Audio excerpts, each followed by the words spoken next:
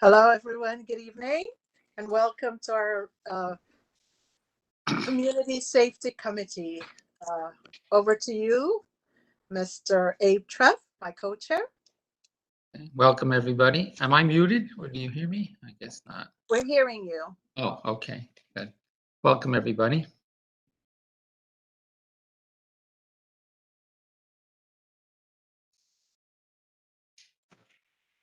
I believe we do have Captain Michael Kozo on from Fire Safety Education. Abe, can you see him? Yes, I can see him. Yes. Okay, so we could start because he's on. Is Anya? Do we have? It's okay. We can. Okay.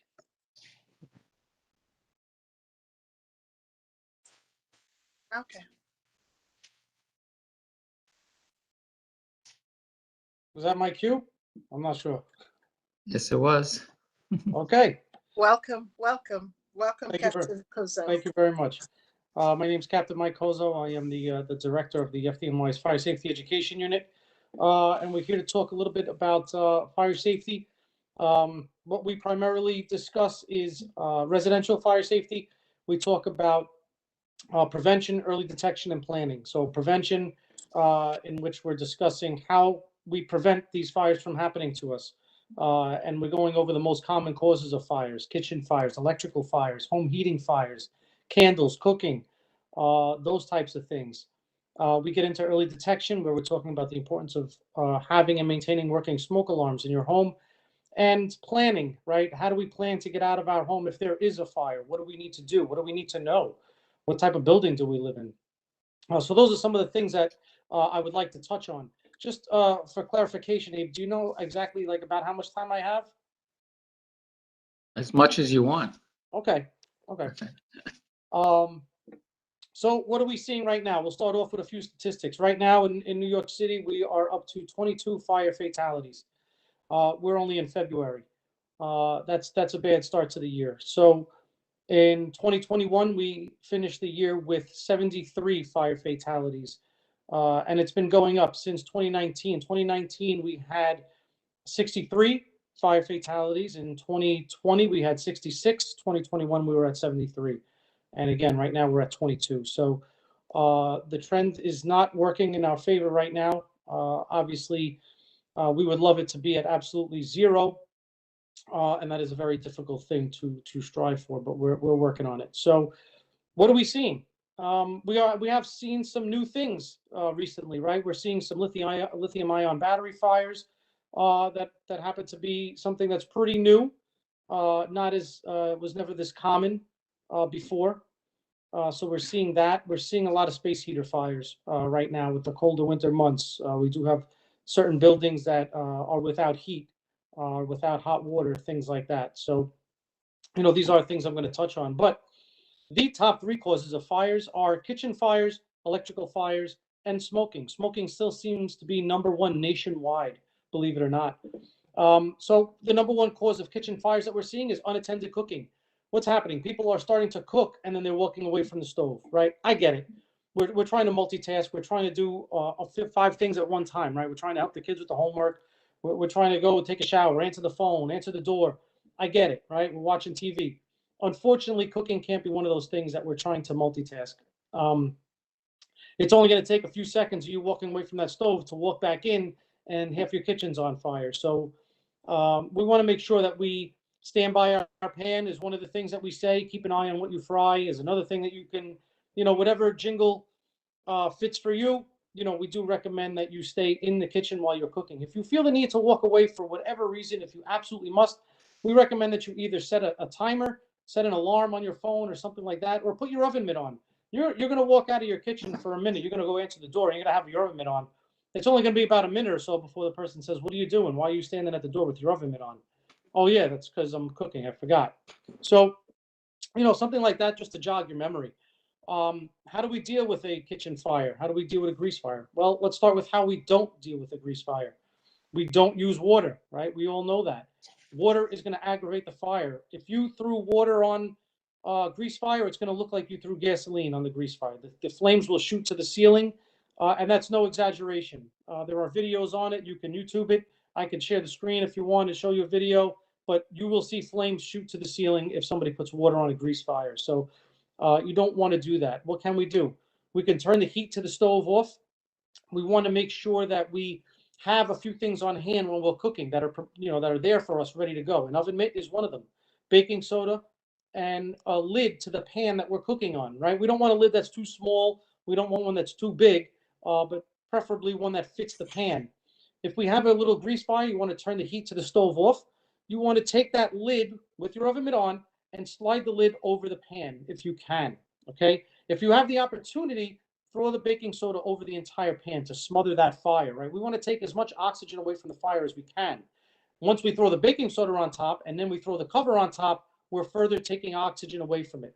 Now, if we could take the pan and just move it off to a cool burner, even better, because now we're removing heat from this fire as well. So what we don't want to do is what we've seen a lot of times is people will kind of tend to panic and they'll take the pan and they'll run over to the sink with it, right? Now they're splashing oil all over the place. It's in the sink. Now they're going to put water on it. So again, you don't want to do that. Another thing you want to make sure is once you do all these things, you're going to see the fire, you're going to see some white smoke coming out of the pan, right? You have it off of the hot burner, you have the cover on, you have the baking soda on. Do all that. Do yourself a favor. After about 3 minutes or so, don't get curious and go stick your head in it and then lift the cover off, right? Because what's going to happen? You're going to introduce oxygen to this fire and you're going to get your eyebrows done, right? That's what's going to happen. You definitely don't want to do that, okay? The flames are going to shoot right out of that pan. So leave the lid on top for no less than 5 minutes and let that fire go out, okay? What else are we seeing? We're seeing in our senior population particularly, they're actually lighting themselves on fire quite a bit while they're cooking. And it seems to have to do with the clothes that they're wearing, the baggy sweatshirts, the heavy robes. And what's happening is while they're cooking, their clothes are dangling over the stove and they're actually catching fire when they're reaching over the stove to grab something. So something to keep in mind, short sleeves, tight-fitted clothing when you're cooking. You can have an extinguisher on hand, right? Having a fire extinguisher is not a bad idea. Just understand that there are certain times when you can extinguish a fire and there's times when you cannot. You only have about 30 to 45 seconds from the time the fire starts for you to be able to put it out, where it's in your control. After that, it's beyond your control. You don't have the resources or the means to put this fire out. So that's why you need to be in that kitchen at all times. Hopefully avoid it from happening. And if it does, you're there right away that you can mitigate it as soon as possible. So with a fire extinguisher, a lot of things go along with having a fire extinguisher, right? What kind of extinguisher are we going to have? How often do I have to check it? How do I test it? How do I use it, right? A lot of questions. Well, you want to look for an ABC extinguisher. It's going to have the letters ABC or it will have pictures on it. You want to make sure that no picture has an X through it because that'll say that it does not put out that type of fire. So look for the letters ABC and look for the 3 pictures, okay? You want to make sure that the gauge is in the green. If the gauge falls out of the green, it's telling you that the extinguisher doesn't have enough pressure. Should you go to squeeze the trigger, it's not going to have enough pressure to expel the chemical inside. So make sure the gauge stays in the green. Also, remember the acronym PASS. P-A-S-S. P stands for pulling the pin. A stands for has joined the meeting. Aiming at the base of the fire. The first S is squeeze the trigger, and the second S is sweep side to side. If you don't pull that pin, which is the first thing we say, you're not going to be able to squeeze the trigger because the pin is there as a safety so that you don't squeeze the trigger by mistake. But if you don't pull it, you're never going to be able to use the extinguisher. So make sure that you pull that pin first, okay? Aim at the base of the fire. We don't want you chasing the flames up the cabinets, right? That's what a lot of people tend to do. They're trying to keep the flame away from the cabinets. Now, what tends to happen is you have maybe a 3 to 5 pound extinguisher in your home. That's usually the size of a fire extinguisher in somebody's home. If you were to squeeze the trigger on that fire extinguisher, a 3 pound fire extinguisher, anybody have any idea how long you're going to have before the fire extinguisher is empty? Any guess? 14 seconds. 14 seconds. So the extinguisher actually says between 8 to 12. That's what it says on the extinguisher. That is not a lot of time. So you need to know exactly what you're doing when you start doing it. You don't have time to mess around. You don't have time to chase the flames. You have to put the flames out where they're coming from. Keep yourself in between the fire and your exit. Keep the exit behind you so that if you can't put the fire out, you could turn around and you could get out safely, right? You don't want to put yourself in a bad position. Also, call 911. We recommend that you call 911 simultaneously while you're trying to put out this fire or right before you start to put out this fire. We want you to get the ball rolling, get us moving, get us on the way. It takes us an average of about 4 minutes from the time we receive the call to the time we show up. You want to get us there. And I kind of understand after doing so many of these presentations why people hesitate to call 911. I've taken a lot of polls, I've asked a lot of people, and I've gotten the same answers every time. And one of the most common answers why people are afraid to call 911 is either they're embarrassed or, more common, they're afraid that we're going to come in and destroy everything in the home, right? And I hear it all the time. Just rest assured that that is not the case. Yes, we are trained to destroy things. That's kind of what they train us to do. Obviously, there's a reason behind what we do. There's always a reason. But if we come to your home and you say, "Listen, I had a small fire. I wasn't sure if I was going to be able to put it out. It was on my stove. I got it out. No big deal." You know what? We're going to ask just to take a look to make sure that there's no fire anywhere, that there's no flames that got behind the wall. Believe me, just to see if we have flames behind the wall, I'm not going to have my firefighters start poking holes in the wall and pulling the wall down. I have a thermal imaging camera that is able to detect heat. So I'll put the camera up to the wall just to look and see if there's any heat behind the wall. If there's no heat behind the wall, we'll walk out and say, have a nice night. You know, if I do see heat coming from the camera behind that wall, I am going to ask them to start poking holes in the wall because we want to make sure that no flame, no embers got behind that wall. Because what's going to happen is we're going to be back there a few hours later for a kitchen that's entirely engulfed in flames because of that fire that got behind the walls. So again, just don't hesitate to call 911, get us going, get us there. Worst comes to worst, you just tell us that you took care of it and we go. Electrical fires. What are we seeing with electrical fires? Well, right now, the most common thing is space heaters.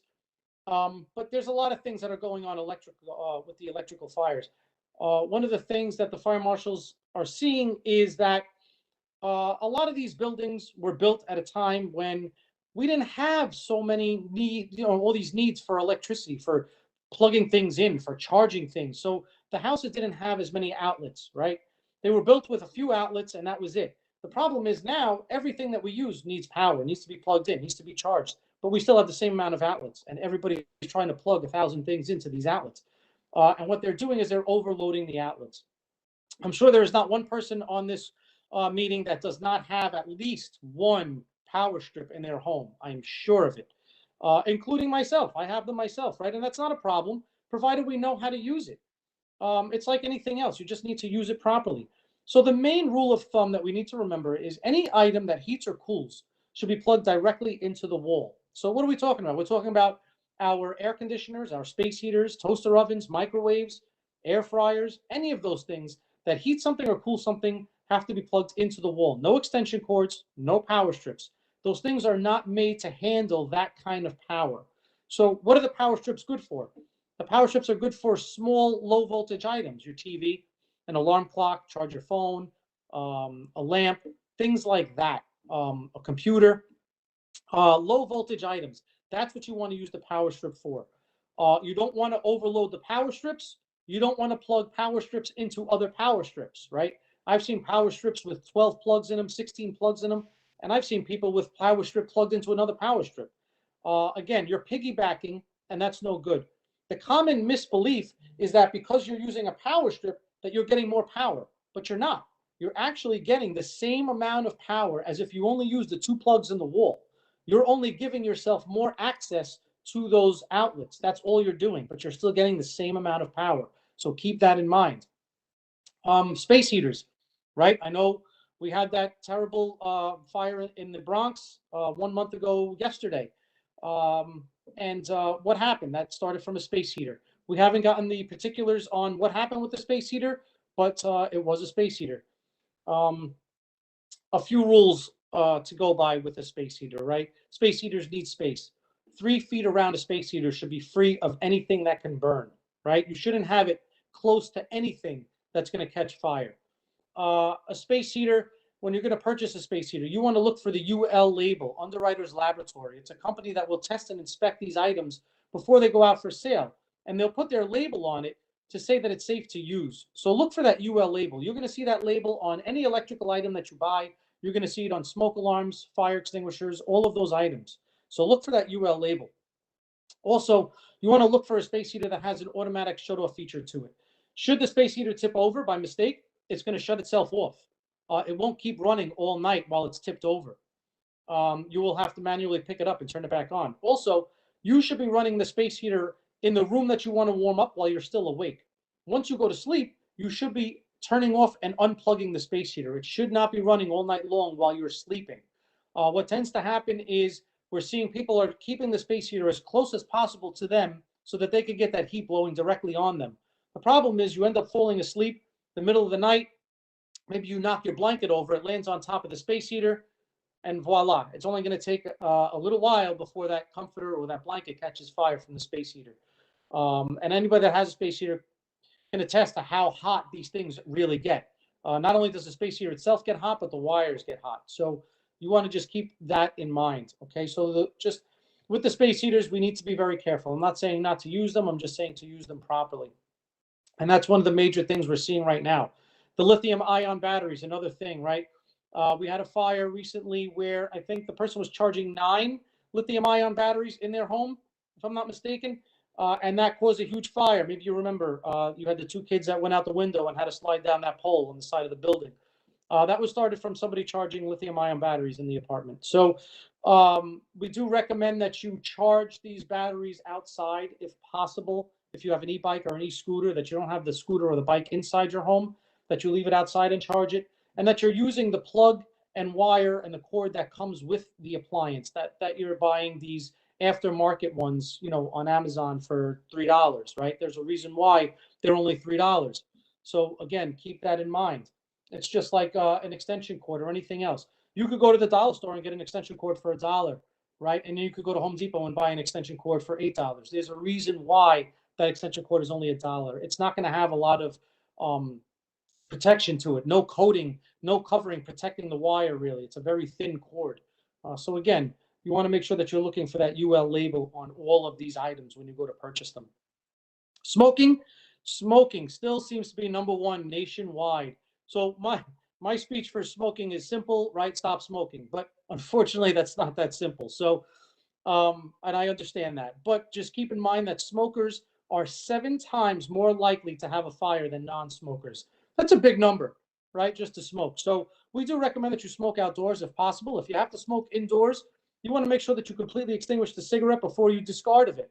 And what I mean by that is we recommend having a can filled with water and you throw the cigarette butt in the can. Not that you take the cigarette butt and you throw it under the water and then throw it in the garbage, because that's what's happening. The problem is the cigarette is not fully extinguished. It goes in your garbage can, and 5-6 hours later, you have a huge fire in your kitchen. So make sure that the cigarette butt is extinguished before you discard of it. Try not to smoke while you're on medications or anything that's going to make you sleepy or drowsy, or smoking in bed, right? We don't want you falling asleep with the cigarette in bed. So those are a few things you want to keep in mind with smoking. Candles, we're not seeing a lot of candle fires, and I think it's in part thanks to Flameless Candles. We have these battery-operated candles now, which we highly recommend to everybody instead of an open flame candle, right? But if you still prefer the open flame candle, which I know a lot of people do, right? They say that they love their smells and their scents, and they love that open flame candle. I get it. Just understand that a lot of things go with it, right? You want to make sure that you're keeping it away from curtains and draperies and windows, things like that. You're keeping it away from children and pets who may tip it over, knock it over, or get curious and want to grab it. If you lose power in your home, you don't want to go around lighting candles all over the house, right? Not a good practice. If you have a flameless candle, which is battery operated, you could go around and turn on all those candles and use those for light. So that's something to keep in mind as well. Also, if you're going to use an open flame candle, blow it out before you leave the room that it's burning in, right? What I'm saying is if you're burning a candle in the living room and you go into the bedroom, you should be blowing out that candle, not just when you leave your house, but when you leave the room. You don't want to leave an open flame burning in another room while you're not even there. So just keep in mind that you want to blow that out before you leave the room that the candle is burning in. Going on to the most important thing is smoke alarms. Smoke and carbon monoxide alarms. They say that having and maintaining working smoke and carbon monoxide alarms will reduce your chances of dying in a fire by 50%. 50%. That cuts your chances of dying in a fire by half just by having working smoke and CO alarms. 70% of the people dying in a fire today do not have a working smoke alarm, believe it or not, still. And we have a program going on with the FDNY and the American Red Cross where we are going around and installing smoke alarms for free in people's homes. So again, no reason not to have these. You should have a combination smoke and carbon monoxide alarm on every level of your home and a smoke-only alarm in every bedroom. That's what is recommended, and that's what we will come and install along with the Red Cross as part of that program. So you want to make sure that you're testing your smoke alarm once a month by pressing the test button, okay? Right now, a lot of people still have the changeable battery smoke alarms, right? You have to change the battery when you change your clock. Make sure we're changing the batteries if you have those. I believe March 13th, we're going to change our clock, so you should be changing the battery. If not, you can always upgrade, and we do recommend that you upgrade to the new 10-year sealed alarms, right? They have a lithium ion battery inside, which is you can't remove it, you can't access it, you can't take it out. It's in there. You don't have to worry about changing it. It's good for up to 10 years. And that's something we recommend, that you don't have to worry about changing the batteries anymore. So try and upgrade to those 10-year alarms if you can. Also know the difference in the noises that your alarm is making, right? You may hear one chirp every like 30 to 60 seconds. That's telling you that there's a malfunction or the battery is dying, okay? And rest assured, that will 99% of the time, the battery is going to die at like 2 o'clock in the morning, right? So don't wake up freaking out, right? The battery never dies at 2 o'clock in the afternoon while you're awake. Of course, it dies while you're half asleep. So just keep in mind that it's just a warning letting you know that the battery needs to be changed or the alarm needs to be replaced. 3 long tones is going to be for smoke or fire, and 4 quick chirps is going to be for carbon monoxide. So just know that, right? Because you may hear the 4 quick chirps and look around and say, I don't see anything. There's nothing happening. What's wrong with this thing, right? It's carbon monoxide. We all know that carbon monoxide is undetectable to human senses, right? We can't smell it, see it, taste it, hear it. We have no idea that it's there other than the fact that that alarm is going off.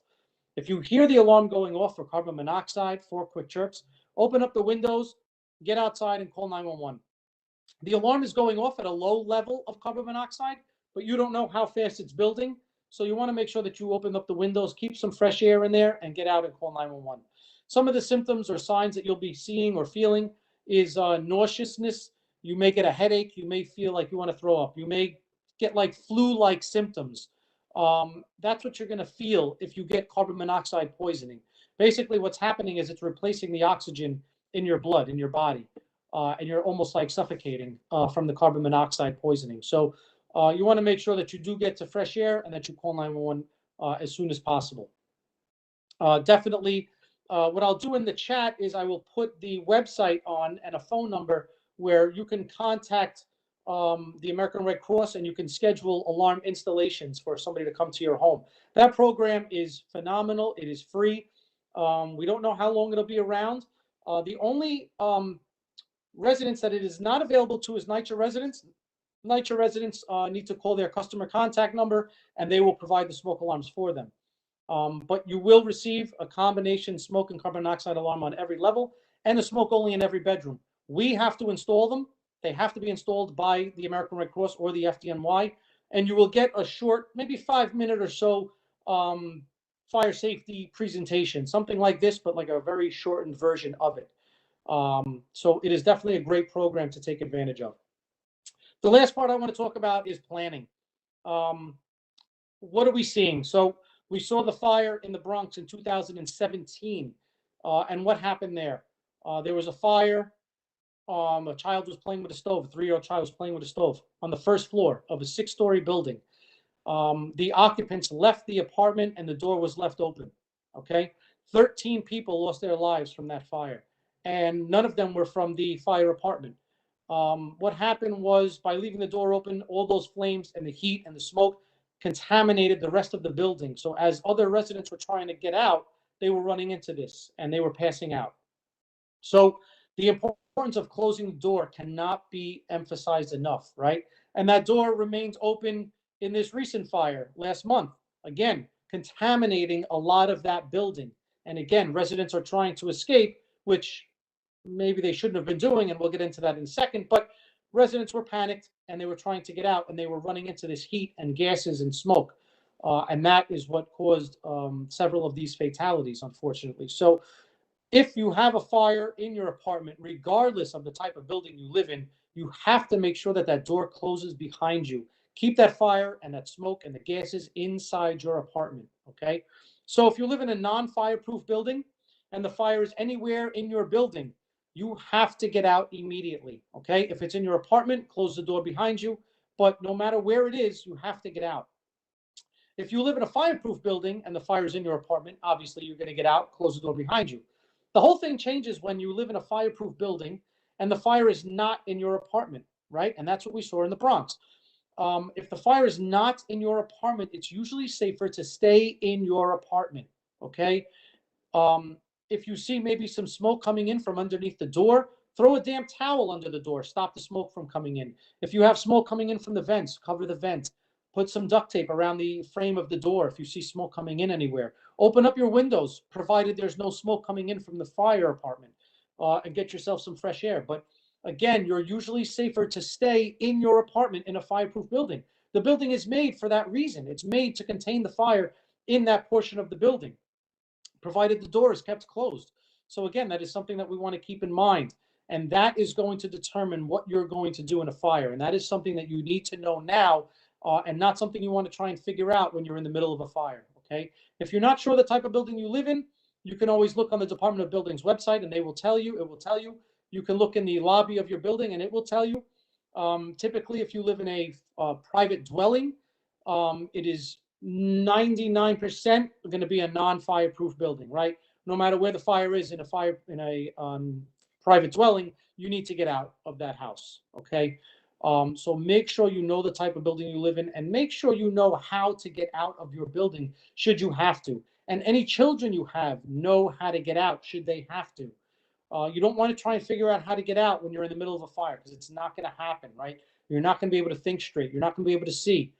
So you want to know that now. Know it now and make sure everybody in your house knows it. Have a meeting place outside so that everybody meets in the same place once you get out. No matter which way they get out, everybody meets at the same place so you know that everybody is out safely. All right, these are just some of the things that we want to make sure that we go over now and that we don't wait until it's too late, okay? The last thing I wanted to go over was the fire in the Bronx in 2017. They came out with a local law as a result of that fire that was talking about stove knob covers, right? Because a 3-year-old child was playing with the stove. So keep in mind that local law 117 states that the owner of a multiple dwelling must provide stove knob covers to any unit, any tenant that has a child under 6 years of age living there, or if the tenant requests them. Okay, so the owner has to provide these stove knob covers. They are a good thing to have, whether you have children or grandchildren that come over once in a while or anything like that. It's something that's worth taking advantage of and something that came as a result of that fatal fire back in 2017. Okay, I want to leave, I don't know if you want to leave a few minutes for some questions. I'm going to post the website for the smoke alarm program in the chat. And if you want to ask any questions, feel free. I have a question for you. Do you have any brochures or publications that we can email to all our community board members? So, yep, I'll put the website right now in the chat. And on that website, you're going to see numerous things of literature. We have podcasts, we have videos, short videos, long videos on every kind of fire that we're talking about today. We have literature in there as well, and the literature is downloadable in over 30 different languages. So you will see all of that on this website. You can also request presentations on this website. You can listen to podcasts. All of that information is on that website. It's a great website. Thank you. You're welcome. So the phone number is 877 Red Cross, which is 877-733-2767.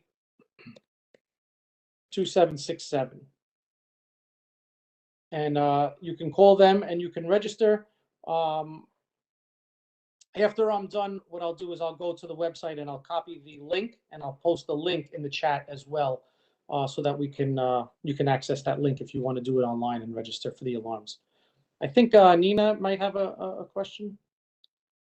Good evening. Thank you. That was very, very informative, and I wish we had a way to get that information out to more people in the community, especially people who don't come to CB meetings, may not speak English. I mean, I think every tenant, especially in these big buildings, should be given something about fire safety made available in multiple languages, or maybe with something so that they can, you go online or something like that to get the information. I do have a specific question, please. If we have fire extinguishers that do need to be recharged, can we do anything with them, or are they just, do they have to be tossed? And So typically the extinguisher in your home is going to be a small one. It's going to be like a 3 to 5 pound extinguisher.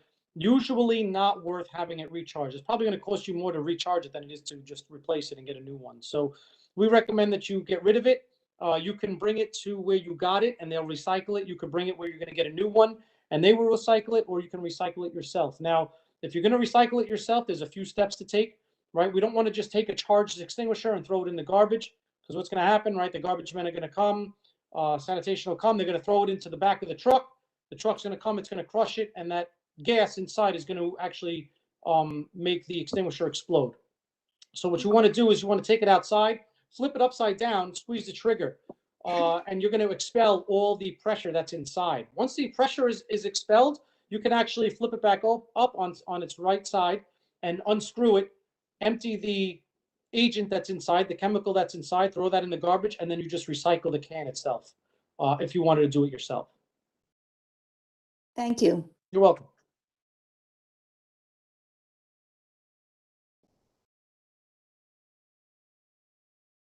All right, co-chairs, I see no additional hands up because that was such a thorough presentation. Thank you so much. And I will kick it back to the co-chairs to introduce our next presenter. Yeah. Thank you, Captain Kozo. And now we'll have Mr. Brian Fragnoli. Did I say your name correctly? If not, could you please pronounce your name, and thank you. Yes, ma'am, that's correct. So hello, everyone. Thank you so much for having me. My name is Brian Fargnoli. I'm the Deputy Director for Legislative Affairs at New York City Emergency Management. I want to thank Captain Koza for a great presentation. So for whoever is not familiar with what my agency does, New York City Emergency Management is the coordinating agency for emergencies in New York City. Now, what does that mean? So if you think about it from a water main break standpoint on the street, so everyone knows DEP controls the sewer systems. They're the lead agency on sewer infrastructure. But when DEP goes to a water main break, there's a number of other issues that come up. Con Ed has infrastructure there. The street may need to be closed down. Maybe they need FDNY to come in to do something. So instead of having DEP manage all of this, our 24/7 watch command has access to all of the city radio frequencies and is constantly monitoring local news sources and vetting all the information coming in through those channels. And they'll send one of our responders out who can then assess the situation, speak with the incident commander on scene, and start bringing in whatever resources are needed to help individuals get back on their feet and solve the emergency and recover from the emergency. So we do that from small incidents like a water main break all the way up to hurricanes, snowstorms, and global pandemics. So we see a lot of different things within our agency, and we have a really complex job within the city. So when we're not responding to emergencies and planning for emergencies, we come out into the community and we give out information on personal preparedness. So we always start out with personal preparedness as we want every household to make a plan for emergencies. So the first thing we want everyone to do in their household is pick a meeting place. We want one place inside your neighborhood and then one place outside your neighborhood. And the reason we do this is We want people, if you have to leave your house for any reason, whether it be a building collapse, a fire, police activity in the neighborhood, whatever it may be, we want everyone to know where to go to meet, so that way everyone knows they're accounted for, and we don't send folks from FD or PD into the building looking for you. So when you're looking for a meeting place, pick a landmark everybody knows, whether it be a local school, a church, a library, just something that everyone can easily get to and knows how to get to. The next thing we do is you want to pick something outside of your neighborhood. In the event that there is a need to shut down entire streets and you're not allowed access to your street or your neighborhood, we want everyone to know how they're going to get to this second location outside of the neighborhood. Now, I don't care if you're going to skateboard there, if you're going to bike there, if you're going to take the train, if you're going to ride a horse. However you want to do it is fine with me. Just know how you're going to do it before you have to do it. The second thing we want everyone to keep in mind is everyone in the household should have the same emergency contacts. Now, why do we say this? If you are displaced from the home and you can't go to these meeting places, we want everyone to check in with the same person and let that person know that you are accounted for. So that way, even if you can't be with your family, they know and they can relay that information. And we always tell people pick one person inside the city and one person outside of the city. And the reason we do this is because in a major emergency, lines inside the city could get jammed up. You have better luck trying to reach someone outside of the city. So that's something to keep in mind. One of the other things we really like to stress is everyone in the household, including your pets, should have a go bag. Now, and so we're not listening to me talk the whole time. Let me just open this up to a question. Who wants to take a shot at some items that should go in a go bag? And you can just call them out or raise your hand or however you want to do. It's fine with me. Flashlights. Flashlight's great. Change of clothes. Change of clothes is fantastic. And since we're in the winter months, everyone should be weatherizing their go bag. Medication, absolutely. And one thing to know about medication is you want to have written copies of what your medication is and what the dosage is, your doctor's numbers, and your pharmacy information. That way, in the event that you can't make it to your local pharmacy or you can't get in touch with your doctor, you at least know what you've been taking and what the appropriate dosage is. Small amount of cash, copy of credit cards. Small amount of yes, absolutely. And we always recommend that cash to be in small bills. That way you're not walking around with hundreds and it's just easier for you to purchase any items you may need. One of the please. Flashlight. Yes, flashlight. We have. You also want to. What I like to tell people is you may want to keep a portable cell phone battery.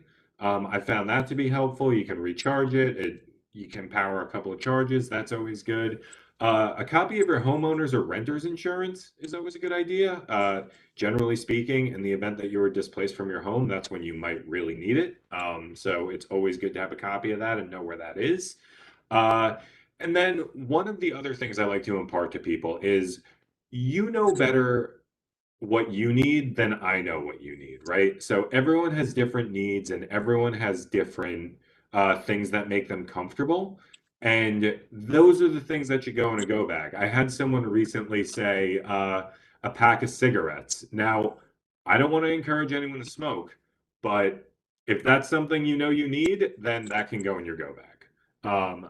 And we have online materials that people can use that'll teach you how to make a go bag. And really, there's no wrong way to do it. So you just want to get a bag that's sturdy and keep it by your door or your fire escape, whatever it may be in your particular home.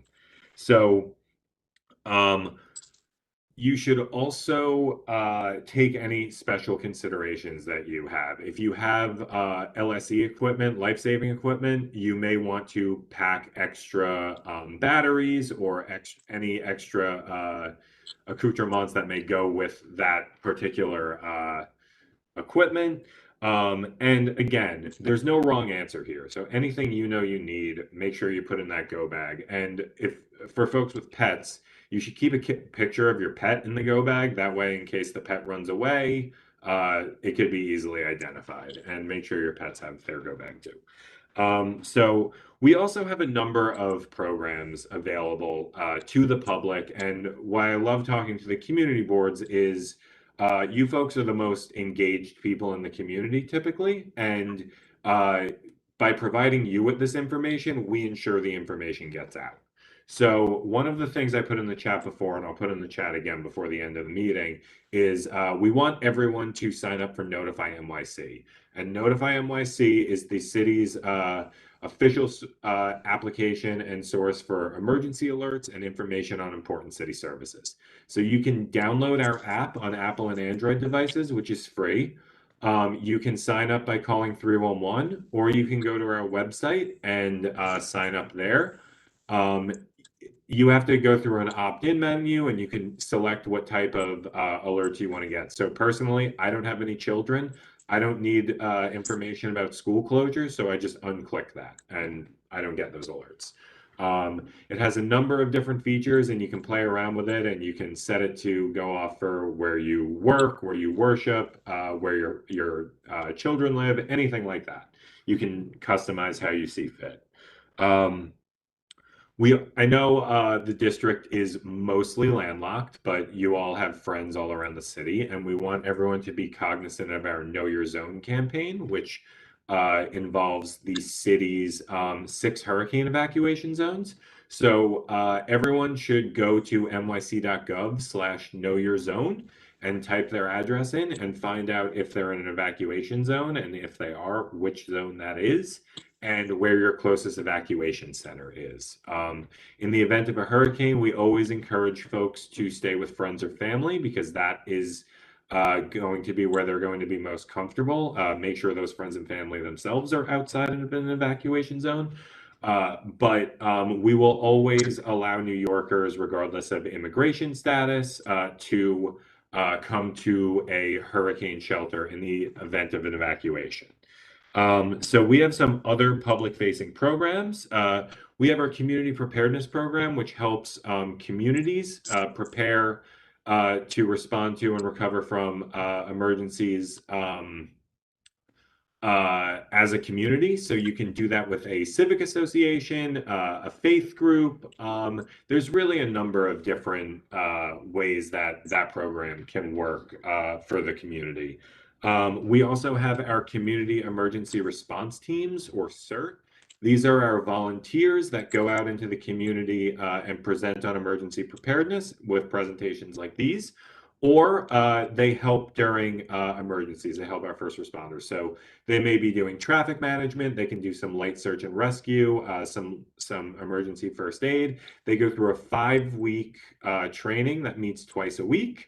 And they get trained by us, NYPD, and FDNY for a number of different things. It's really a great program. And what's great about the CERT program is, you know, when I'm coming here to talk to you about this stuff, I'm just some guy that works for the government.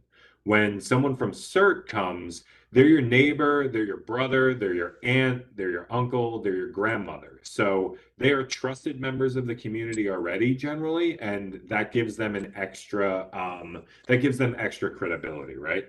So we have our Ready New York program, which is these presentations about personal preparedness and our literature that we can give out. And I'll put the links to some of these things into the chat. But we have information available in multiple languages. We have it specifically for pets. We have it for people, and we have a number of different materials that may be helpful with your constituency. These presentations can usually be done in multiple language. I unfortunately am not multilingual, but we have folks at our agency that can speak a number of different languages and go out into the community and present in a language that makes sense for that community. We can also tailor these presentations to specific communities. So we have our children's programming. We have our resident superhero Ready Girl who goes out into schools and gives age-appropriate presentations to children on personal preparedness. We also have our senior programming. I'm sure you all know Ed Powell, former chair of this community board, who is one of our senior liaisons. So Ed goes out to a lot of older adult centers and presents on personal preparedness for that particular constituency. And we also have our strategic partnerships unit that focuses on private and nonprofit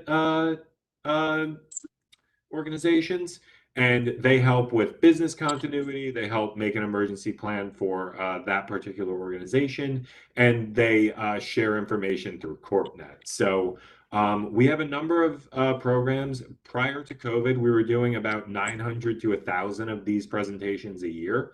We're slowly creeping back up. We'd like to do more. So we always encourage you to reach out if you'd like a presentation. We usually need about 3 weeks notice to appropriately staff, and we need some other information, but we love coming out. And if there are any questions, I'm happy to take them, and I'll start putting some information in the chat.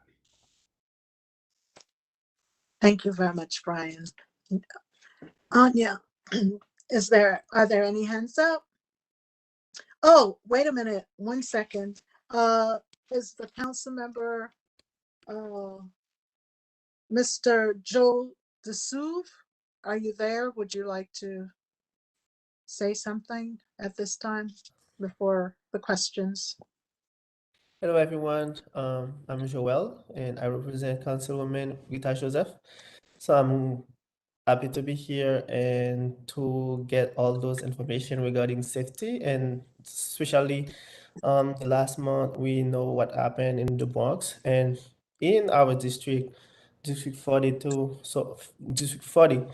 So we had a couple of issues happen. So we definitely want people to know how to protect themselves and how to protect their home. So I'm glad, and I will probably reach out to Brian after, because we would like to have some training in multi languages. Thank you. Thanks, Joel. Okay, Anya, are there any hands up at this time? At this time, there are not any hands raised. If anyone would like to raise their hand on the screen, we can call on you. I'm going to jump in while people are considering putting their hands up, just to, I put it in the chat, but just want to recognize that Glenn Woolen is a long-serving CERT member, and Glenn, I can't remember your title, regional director, something like that.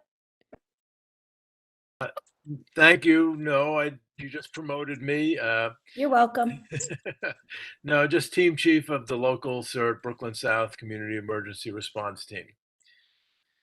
So thank you for that service, because Brian, I think you're right. I mean, you know, when it's somebody that you see around your neighborhood all the time, and that person knows the neighborhood and knows, well, you know, what's in place in case of emergency, it is reassuring. But it's also why Glenn was the first to answer all of the quiz questions using that inside knowledge. Well, Glenn, thank you so much. I mean, I know the good work that CERT does, and you guys are pillars of the community. So absolutely, thank you so much. Thank you. Thank you, Brian, for your information. Sean, will the links that he placed in the chat, will those be posted on the community board website? Yeah, Anya, we can work to get those posted and disseminated so that people, there's a broader distribution of these resources. Yeah. I'm having trouble with my mute. Yes, we can. And Anya, offline, I'll send you some of our flyers and stuff that you could post and link to the website. I'll do that tomorrow, all right? Excellent. Thank you. Thank you very much. There was a great wealth of information, and we're so glad that you came. Are there still no hands up?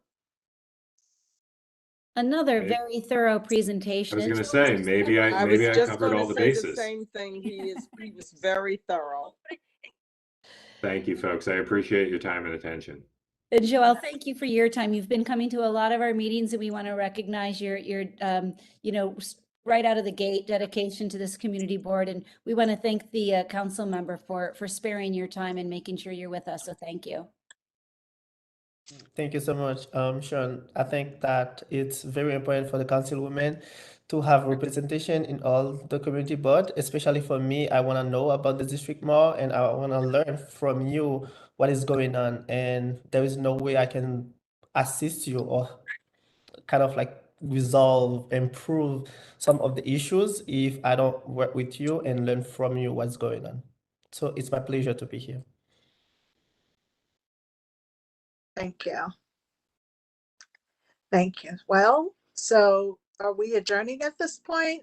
We want to thank Captain Kozo, and we want to thank you, Brian. Two very thorough presentation. I learned a lot. I only wish there were better ways of disseminating all this information to the, the general public, to the community at large. So, if there are flyers that we can get, that we can probably, churches or will be in contact. If you put, we have your, well, Sean has your contact information. That maybe some of the churches and, and other organizations can have presentations as well, because it's very valuable. And I want to thank And you. Chair too, I'd be remiss if I didn't mention, we have videos available on our YouTube page as well that can be shared very easily. So if you give me a second, I will put that in the chat as well. Okay, great.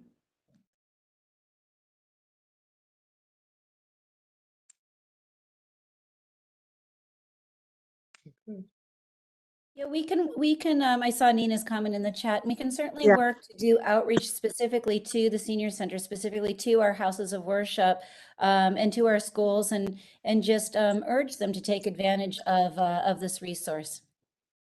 I see Joel nodding his head, and we'll work together with the council member's office to get people aware. Yes, most definitely. And I'll do my best to share as well.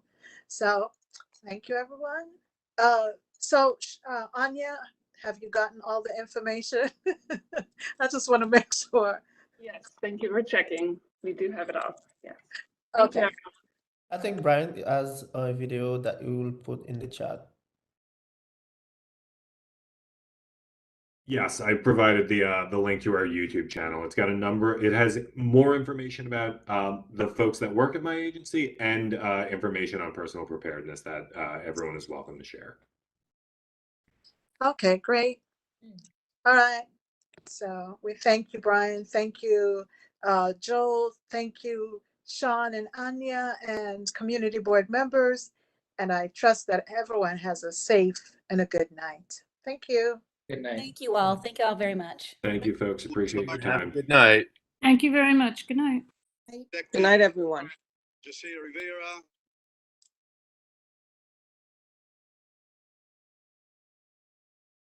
Good night, Abe.